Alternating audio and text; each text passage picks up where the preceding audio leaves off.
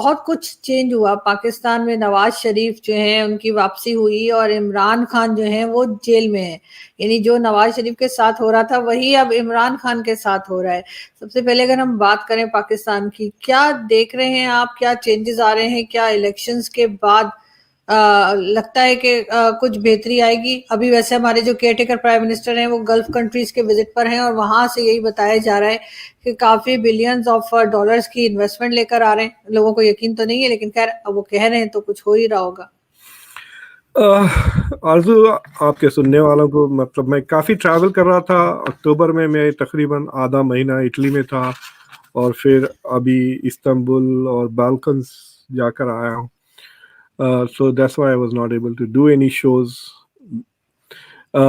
एक तो ये है कि भाई आपका पॉलिटिकल अनसर्टेनिटी तो पाकिस्तान की ख़त्म हो गई ना, कि इलेक्शन से पहले का सिलेक्शन तो हो गया, तो we know who is going to be the prime minister, तो इट इज ऑब्वियस के नवाज शरीफ ही बनेंगे।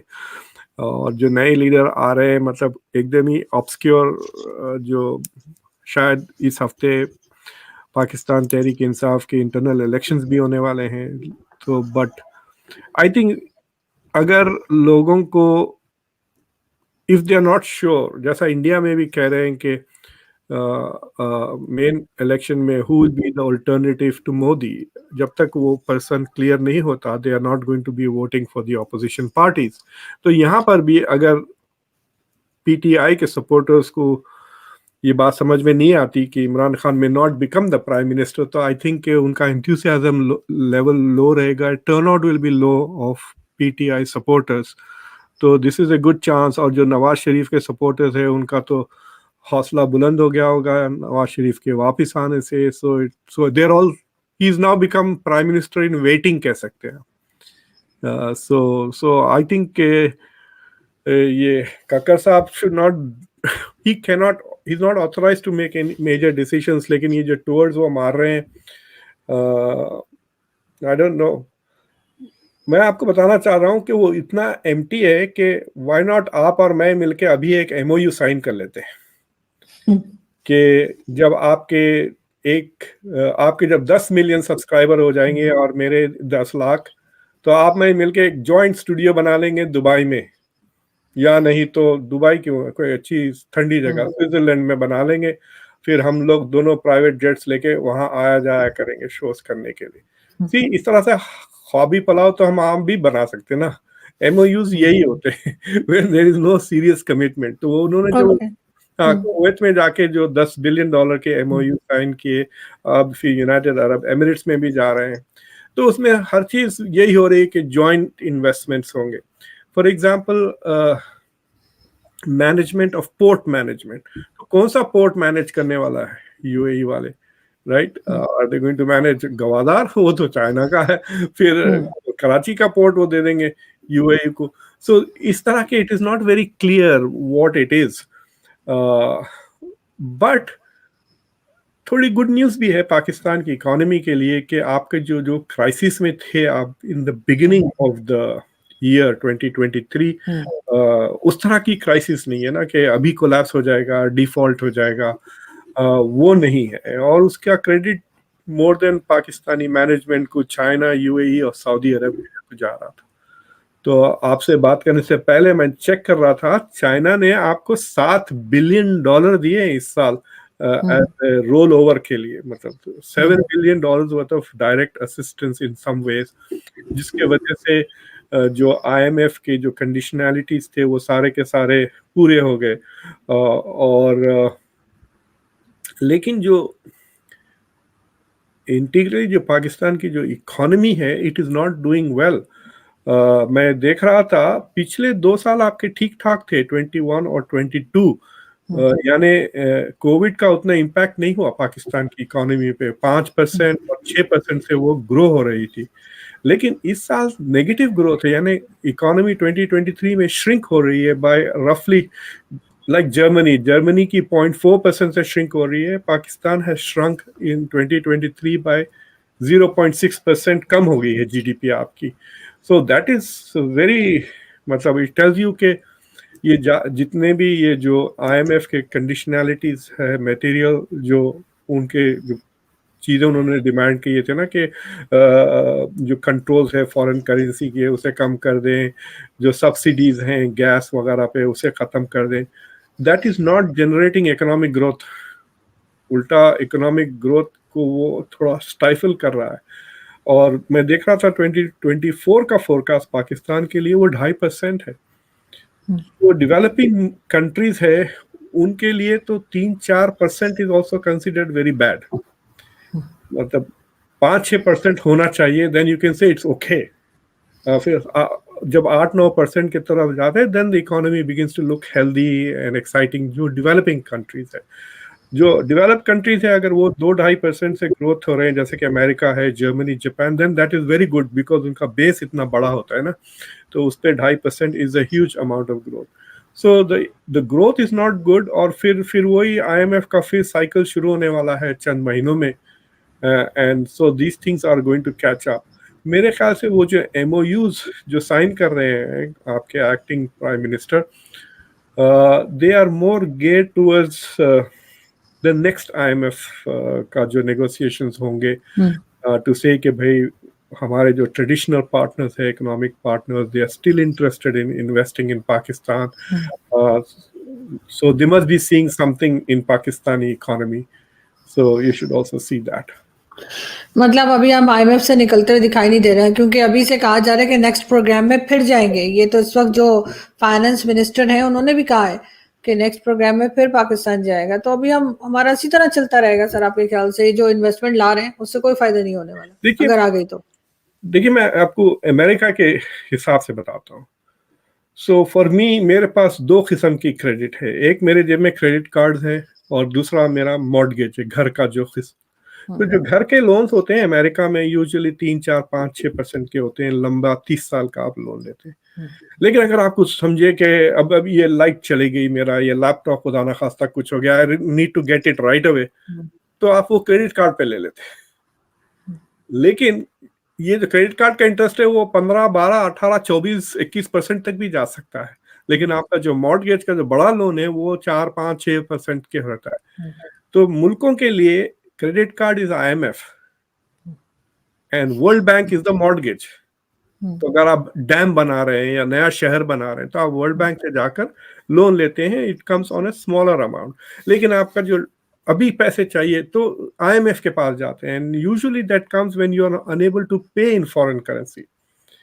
तो उसमें 2 चीजें हैं कि फॉरेन करेंसी की जब शॉर्टेज हो जाती है then you have to go and borrow it, और वो बोरो भी आप के ऊपर लिमिट्स होते हैं, क्योंकि आप इट्स लाइक वो किटी नहीं होती, किटी पार्टी जी।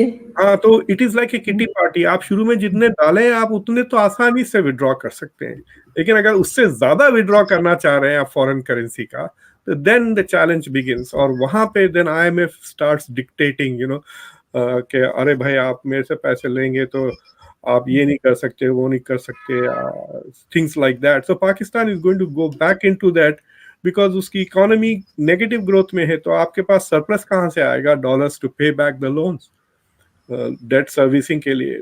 और सो वही चाइना के पास वापस जाके बोलना पड़ेगा roll over for 1 more year। Saudi और UAE ने तकरीबन $3 billion रोल ओवर किया, तो वो तकरीबन $10 billion है, उसे फिर से रोल ओवर करना पड़ेगा next year. And Saudi Arabia ने तो कह दिया था ना कि we are not going to do this things in the future. So it will be a challenge for Pakistan.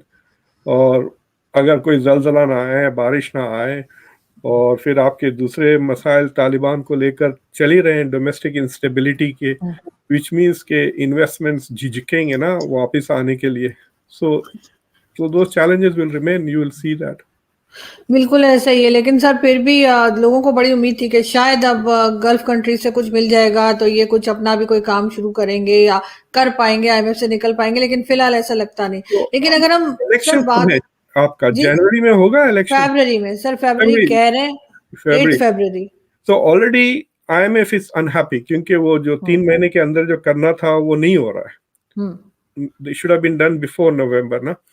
But let us से कि इलेक्शन हो जाता है फरवरी में और नवाज शरीफ बन जाते हैं प्राइम मिनिस्टर, तो गिवन हिज ओल्ड, मतलब उनकी जो पुरानी क्रेडिबिलिटी थोड़ी बहुत जो थी, he is going to enjoy honeymoon period specially with the Muslim countries. मतलब इंटरनेशनल इंस्टीट्यूशंस में उतना नहीं, लेकिन सऊदी अरेबिया वगैरह को थोड़ा रिलीफ होगा कि अच्छा ये एक्सपीरियंस बंदा आया। सो वो हनीमून पीरियड में अगर Nawaz Sharif handles China, Saudi Arabia, UAE थोड़ा बेटर, और even the US, I think he should immediately come to the US, और he should try to get some kind of, देखिए पैसे नहीं मांगना चाहिए, they should get some kind of business investment ताकि economy grow हो। Loan नहीं चाहिए, लोन लेंगे तो आप फिर फंसेंगे। so मेरे फादर हमेशा कहते थे ज़कात में पैसे मत दो छोटे लोगों को, वो कपड़े सिला लेंगे ईद के लिए and that money is gone. उससे अच्छा सारा पैसा पूल करके एक बंदे के लिए कोई रिक्शा या ऑटो ये वो दिला दें ताकि he can becomes a source by himself. हाँ, तो ताकि वो नेक्स्ट ईयर वो you don't have to give charity to that person. So Pakistan will have to do something like that कि जो बाहर से पैसा आ रहा है इट्स नॉट भी वो कहते हैं ना पेवन लगाने पैच अप करने के लिए नहीं, but to actually make the economy more vibrant. और सबसे आसान तरीका है कि इंडिया के साथ रिलेशनशिप स्टेबलाइज करे और बॉर्डर खोल दे इकोनॉमिक ट्रेड के लिए। इतना विद इन एक पूरा साउथ एशियन कॉमन मार्केट अगर आप बना दें यूरोप की तरह, पाकिस्तान से लेके all the way to Bangladesh, Malaysia, Thailand, तो अभी थाईलैंड भी जा सकते हैं आप वहां तक, सो इट पूरा का पूरा region will grow much faster. But ये जो जियोपॉलिटिकल तमाशे हैं तो वो सर काफी लोगों को उम्मीद है कि नवाज शरीफ आएंगे तो शायद ये सब कुछ हो सके और इंडिया से टर्म्स बेहतर हो। लेकिन सर अगर हम बात करें जब मोदी आए थे पाकिस्तान नथिंग हैपेंड, भूल कैसे जाते 2015 की बात है ना सर। कोई नहीं भूला सर, कोई नहीं भूला, लेकिन फिर भी दोबारा से कोशिश है कि एक बार फिर कुछ बेहतरी के लिए ट्राई करें। लेकिन सर अगर इजराइल और हमास की बात करें या गजा की बात करें, क्या कहते हैं आपके 5 या 6 दिन वहां पे जो है जंग बंद रही, लेकिन अब फिर शुरू कर दी जाएगी। मजीद जाने का बहुत ज्यादा खतरा है। आखिर मतलब कहीं जाकर तो इस चीज को रुकना होगा, आपके ख्याल से कहीं रुकेगी है? देखिए अगर जंग रुक जाती है तो नेतन्याहू जाएंगे जेल में और उनकी जाएगी हुकूमत। So he is fighting for his survival, he is trying to make sure के दिस डज। अमेरिका में मूड चेंज हो गया है, public is not supporting this war. 70% of American population is disapproval है बाइडेन की हैंडलिंग ऑफ दिस क्राइसिस, और इसका impact Biden के इलेक्शंस पे जरूर होगा। So America is also putting pressure. कल विलियम बर्न्स जो CIA के डायरेक्टर हैं, ही वेंट टू दोहा, वहां पे वो मोसाद से भी मिल रहे हैं, और मुझे लगता है कि मोसाद से मिलना इज अ बहाना। It is quite possible he is meeting even with leaders of Hamas, Doha में अगर हैं तो। So they are trying to do something. अभी भी पूरे हॉस्टेजेस रिलीज नहीं हुए हैं, so they could use that to extend the ceasefire. और दूसरे अमेरिका को छोड़कर दूसरे यूरोपियन मुल्क उतना ज़्यादा नहीं है, बट बाकी के सारे, चाइना को ले लें, पूरी मिडल ईस्ट को ले लें, रशिया वगैरह, सारे मुल्क काफ़ी दबाव डाल रहे हैं कि ये सीज फायर को परमानेंट कर लें। जो कैजुअलिटीज़ हैं उसका बहुत ही हॉरर। कल रात हमारी यूनिवर्सिटी में बहुत बड़ा पैनल डिस्कशन हुआ इस पर, तो जो स्टूडेंट्स और जो कम्युनिटी के लोग आए थे, we could sense के they completely disapprove of Israeli जो response चल रहा है। और ये कहना कि हम हमास को डिस्ट्रॉय कर रहे हैं, they cannot destroy हमास। एक तो एक लीडरशिप भी बाहर है, मेन लीडरशिप, तो सेकेंड लेवल के लोगों को आप मारेंगे, और टनल्स, ये चीज़ें can be redeveloped again and again. और जितने ये लोगों को मार रहे हैं सिविलियंस को, उतना ज़्यादा वो पब्लिक में गुस्सा पैदा कर रहे हैं। So there will be more recruits available for Hamas. 4,000 से ज़्यादा औरतें, 6,000 से ज़्यादा बच्चे मारे गए हैं। सो ये this is war crimes upon war crimes, और ऑलरेडी यूरोपियन यूनियन और यूनाइटेड नेशंस तो बार बार इस बात को दोहरा रहे हैं कि दीज आर वॉर क्राइम्स। सो अब देखना क्या होता है। आई थिंक द यूएस ने तो सिग्नल तो दे दिया है, ग्रीन सिग्नल। ब्लिंकन ने कहा, नेटो के कॉन्फ्रेंस में वो गए हुए हैं वहां पर। सो ही सेड के साउथ में ना, जो गाजा का जो साउथ है वहां पे बहुत ही रेस्ट्रिक्टेड एक्शंस ले इजराइल अगर ले तो। So which means it is saying अच्छा कि नॉर्थ में जो करना है कर ले। So the US is still giving the green signal के to continue, लेकिन US में पब्लिक ओपिनियन बहुत इसके खिलाफ हो गया है ऑलरेडी। मगर सर स्टार्ट तो हमास ने किया था, हमास का कोई नाम नहीं ले रहा, हमास को कोई टेरर ऑर्गेनाइजेशन कहने को भी तैयार नहीं है, जो कि कहना चाहिए। ना गल्फ कंट्रीज कुछ कह रही हैं, ना ही रेफ्यूजीज को रख रहे हैं, यानी जो फलस्तीन के लोग हैं उनको भी कोई पनाह देने के लिए तैयार नहीं कोई इस्लामिक कंट्री। तारीख अक्टूबर 7 को शुरू नहीं हुई, तारीख 1947 में हुई जब नखबा हुआ था। जो Gaza is a refugee camp, पिछले 16 साल से गाजा में ब्लॉकेट चला हुआ है। इजराइल जब चाहे जब इलेक्ट्रिसिटी बंद कर देता है, जब चाहे जब खाना पानी। It's using starvation as a weapon. सारी दुनिया ये कह रही है कि what is happening is a war crimes. और दूसरी चीज ये है कि भाई सब कह रहे हैं कि Hamas is a terrorist organisation, हर तरफ से कंडेमनेशन है। आप वो चीजें नहीं कर सकते जो एक टेररिस्ट ऑर्गेनाइजेशन कर रहा है और फिर आपको टेररिस्ट। हमास ने अपनी पूरी तारीख में इतने लोगों को नहीं मारा जितने बच्चों को इजराइल ने एक महीने में मारा है।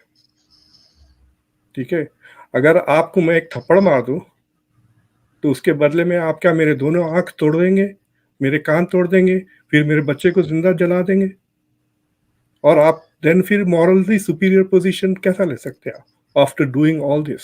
अगर सर वो तो ये कहा जा रहा है कि जहाँ छुपे हुए हैं ये ह्यूमन शील्ड के तौर पे उन बच्चों को इस्तेमाल कर रहे हैं। आप बोलते रहे, आप किसी स्कूल की बिल्डिंग में अगर एक चोर घुस जाता है तो पुलिस क्या उसको बॉम्ब कर दे? हमास के लोग तो यहाँ भी ये कह रहे हैं, तो हार्वर्ड पे बॉम्ब क्यों नहीं कर रहे? न्यूयॉर्क में भी बैठे हुए हैं सपोर्टर्स ऑफ हमास, न्यूयॉर्क पे भी डाल दे एक न्यूक्लियर बॉम्ब, ताकि सारे के सारे 8 मिलियन मर जाए, जिसमें 2 या 3 हमास के लोग भी मर सकते हैं। क्योंकि मोरालिटी होती है किसी सेंस की, और अगर मोरालिटी अगर आपको नहीं मालूम अमेरिका की तो सुनिए आप अमेरिकन लीडर्स यूक्रेन में क्या कह रहे थे। कह रहे थे कि रशिया जेनोसाइड कर रहा है, हालांकि इजराइल ने ज्यादा सिविलियंस को मारे compare to what Russia has done. 2 साल में इतनी तबाही बर्बाद नहीं हुई। तो एनीवे, जो जिनको फलस्तीनियों से दुश्मनी है वो इस तरह की बातें करेंगे, हमास हमास हमास करते रहेंगे, लेकिन अमेरिका में तो नहीं हो रहा है। अब जो सबसे बड़ा सपोर्टर है इजराइल का, वहां पे पब्लिक ओपिनियन बदल गया है, यूरोप में बदल गया है। इवन इंडिया, नरेंद्र मोदी ने भी कंडेम किया, जयशंकर साहब ने भी कंडेम किया the death of civilians. It is unacceptable. कोई इंसान एक्सेप्ट नहीं कर सकता कि 6000 से ज्यादा बच्चों को मार दिया जाए। और जो शख्स इस बात को रिकॉग्नाइज नहीं कर सकता उसमें इंसानियत नहीं है। लेकिन सर हमास और फलस्तीन को लोग अलग अलग देख रहे हैं ना। फलस्तीन के साथ सबको हमदर्दी है, फलस्तीन के लिए तो पाकिस्तान में भी बहुत जो है रैलीज निकल रही है, प्रोटेस्ट हो रहा है, लेकिन हमास को लोग उस नजर से नहीं देखते। हमास को कितना भी मार दिए, हू cares?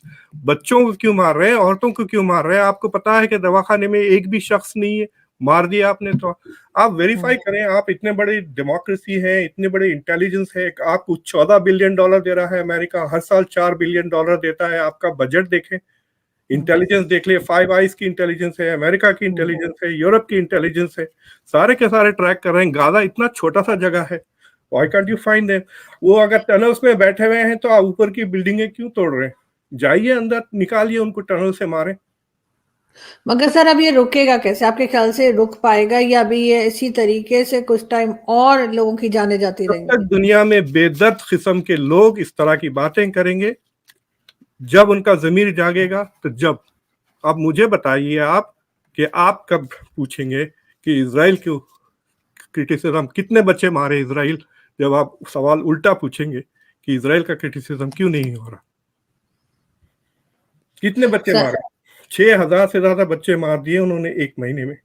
So this is going to be very serious issue, और इसका काफी असर होने वाला है बाइडेन पर के इलेक्शंस पर, यूरोप के जो डोमेस्टिक पॉलिटिक्स पे है वहां पे भी। ऑलरेडी आप देखिए कि पहले ही 2 हफ्ते में France was already calling for cease fire in the UN. जो अमेरिका ने वीटो किया वो फ्रांस, चाइना और रशिया का स्पॉन्सर्ड रेजोल्यूशन था।